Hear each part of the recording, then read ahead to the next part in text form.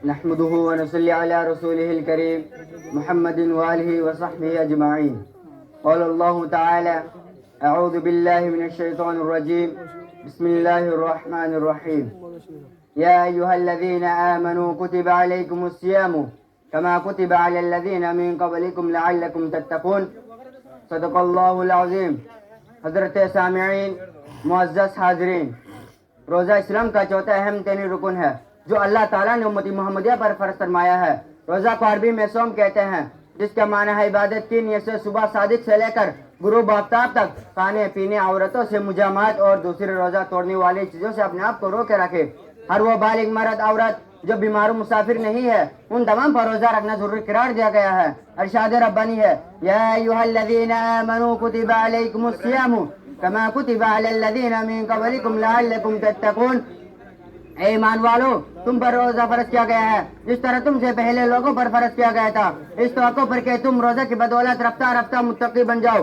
یہ جہاں حضور صلی اللہ علیہ وسلم نے فرمایا: فی الجنت ثمانیۃ ابواب منها باب یسمى ریان لا يدخلوه الا الصائمون. جنت میں 8 دروازے ہیں، ان میں سے ایک دروازے کا نام ریان ہے جس سے صرف روزہ دار داخل ہوں گے. ایک جگہ آپ صلی اللہ علیہ وسلم نے فرمایا: وَلَخُلُوفُ فَمِ الصَّائِمِ أَطْيَبُ عِندَ اللَّهِ مِنْ رِيحِ الْمِسْكِ. روزے دار کی منہ کی بدبو اللہ تعالیٰ کے نزدیک مشتی خوشبو سے زیادہ پسندیدہ ہے. محترم سامعین، روزہ دار اصل خدائے پاک کی جانب سے عظیم تحفہ ہے جو بے شمار فوائد کا حامل ہے.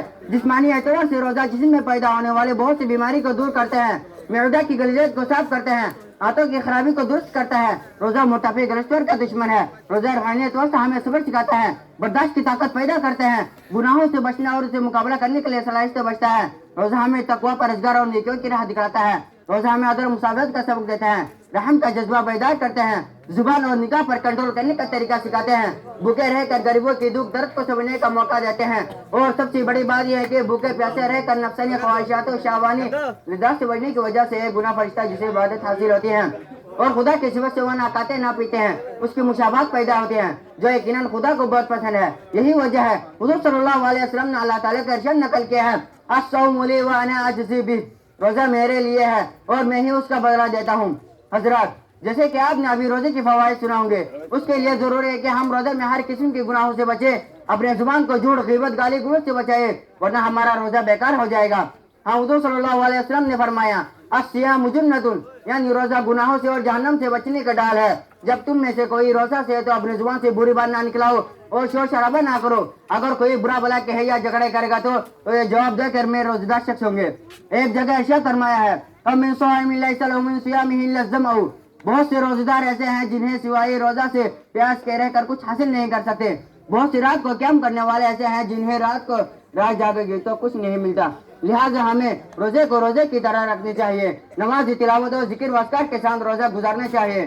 دعا ہے کہ اللہ تعالی ہمیں صحیح سے روزے رکھنے کی توفیق عطا فرمائے. وآخر دعوانا